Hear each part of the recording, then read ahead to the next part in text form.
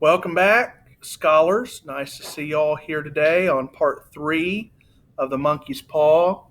Miss Torres is over here hiding behind her desk because she's just so scared. She's just riveted by what's going on, right? I'm crying. Yeah. Well, let's see what's happens next. When we last left Mr. and Mrs. White, man had come to their door and had given them £200. Their son Herbert had been killed, and Mr. White had held up the monkey's paw and wished for £200. He's got two more wishes left.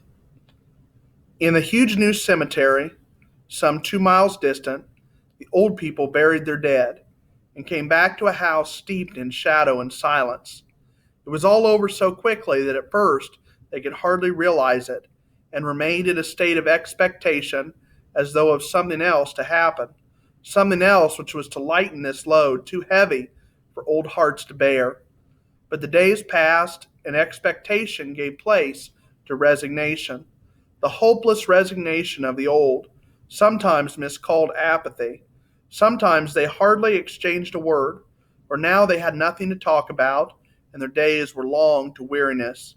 It was about a week after that the old man, waking suddenly in the night, stretched out his hand and found himself alone. The room was in darkness, and the sound of subdued weeping came from the window.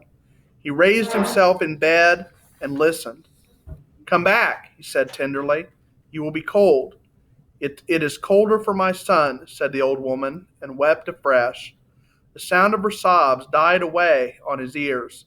The bed was warm, and his eyes heavy with sleep. He dozed fitfully and then slept until a sudden wild cry from his wife awoke him with a start. "The paw!" she cried wildly. "The monkey's paw!" He started up in alarm. "Where? Where is it at? What's the matter?" She came stumbling across the room toward him. "I want it," she said quietly. "You've not destroyed it?" "It's in the parlor, on the bracket," he replied, marveling. "Why?" She cried and laughed together, and bending over, kissed his cheek. "I only just thought of it," she said hysterically. "Why didn't I think of it before? Why didn't you think of it?" "Think of what?" he questioned. "The other two wishes," she replied rapidly. "We've only had one." "Was that not enough?" he demanded fiercely. "No," she cried triumphantly. "We'll have one more. Go down and get it quickly, and wish our boy alive again."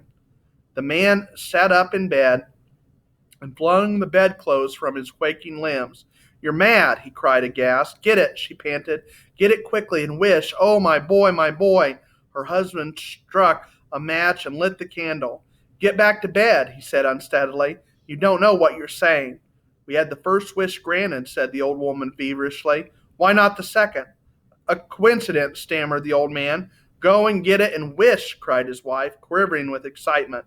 He went down in the darkness and felt his way to the parlor, and then to the mantelpiece. The talisman was in its place, and a horrible fear that the unspoken wish might bring his mutilated son before him ere he could escape from the room seized upon him, and he caught his breath as he found out that he had lost direction of the floor. His brow cold with sweat, he felt his way around the table and groped along the wall until he found himself in a small passage with the unwholesome thing in his hand. All right. So you can use evidence when you're reading something to make an inference. Way back towards the beginning of the semester, we talked about inferring things. That's like making an educated guess about something. So I want you to look at this, and when he says, for example, when she says, "We had the first wish granted, why not the second?" He said, "It's a coincidence." Do you think he really believes it's a coincidence? Why or why not? If you don't think that he believes it's a coincidence, why would he say this?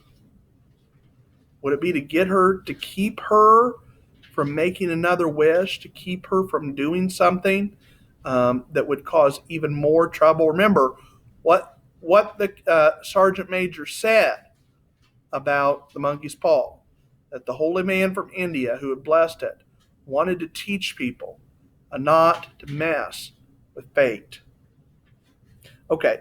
Um, even his wife's face, even his wife's face seemed changed as he entered the room. It was white and expectant, and to his fears seemed to have an unnatural look upon it. He was afraid of her. Wish, she cried in a strong voice. It's foolish and wicked, he faltered. Wish, repeated his wife. He raised his hand. I wish my son alive again. The talisman fell to the floor, and he regarded it fearfully. Then he sank trembling into a chair as the old woman, with burning eyes, walked to the window and raised the blind. Uh, Notice here that the author is creating suspense. We talked about suspense in our notes, the building sense of excitement, fear, anticipation on the part of the reader. The author maybe is using foreshadowing to talk about what is going to happen next. And he uses imagery here, okay? Very vivid descriptions of things to really describe what's going to happen. He sat until he was chilled with the cold, and glancing occasionally at the figure of the old woman peering through the window. The candle end, which had burned below the rim of the china candlestick, was throwing pulsating shadows on the ceilings and walls, until with a flicker, larger than the rest, it expired. The old man, with an unspeakable sense of relief at the failure of the talisman, crept back to his bed, and a minute or two afterward the old woman came silently and apathetically beside him. Neither spoke, but lay silently listening to the ticking of the clock. A stair creaked, and a squeaky mouse scurried noisily through the wall. The darkness was oppressive, and after lying for some time gathering up his courage, he took the box of matches and, striking one, went downstairs for a candle. At the foot of the stairs the match went out, and he paused to strike another, and at the same moment a knock, so quiet, so stealthy as to be scarcely audible, sounded on the front door. The matches fell from his hand. He stood motionless, his breath suspended until the knock was repeated. Then he turned and fled swiftly back to his room and closed the door behind him. A third knock sounded through the house. "What's that?" cried the old woman, starting up. "A rat," said the old man in shaking tones. "A rat. It passed me on the stairs." His wife sat up in bed listening. A loud knock resounded through the house. "It's Herbert," she screamed. "It's Herbert." She ran to the door, but her husband was before her, and catching her by the arm, held her tightly. "What are you going to do?" he whispered hoarsely. "It's my boy. It's Herbert," she cried, struggling mechanically. "I forgot it was 2 miles away. What are you holding for? Let me go. Let go. I must open the door." "Don't let it in," cried the old man, trembling. "You're afraid of my own son?" she cried, struggling. "Let me go. I'm coming, Herbert. I'm coming." There was another knock, and another. The old woman was a sudden wrench, broke free, and ran from the room. Her husband followed to the landing and called after her, appealing as she hurried downstairs. She heard the chain rattle back and the bottom bolt drawn slowly and stiffly from the socket.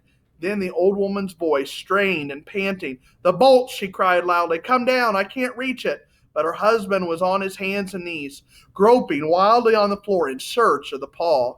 If he could only find it before the thing outside got in.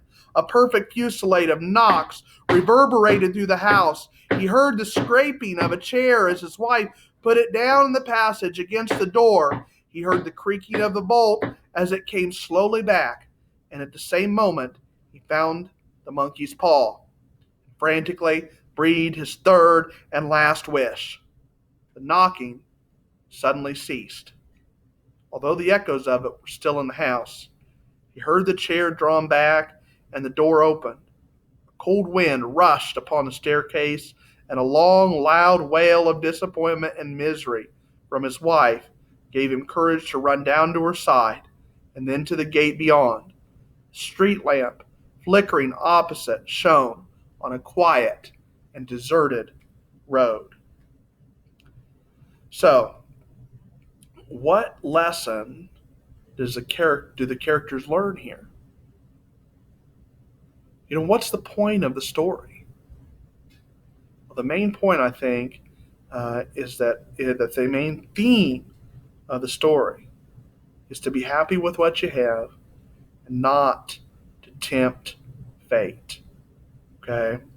So think about that as you answer the questions for the story. I posted questions here for you to answer. There's 7 questions. Some of the questions are multiple parts. Make sure you answer all the parts of the question, and you will submit your answers here on a Google Doc on Google Classroom, and just make sure that you really read the story, that you're really thinking about the story and what the meaning of it is as you answer the questions. All right, have a great day. This has been Mr. Wells. Make sure you hit like, hit subscribe, and enable your notifications so you can see all my wonderful videos. Talk to you later.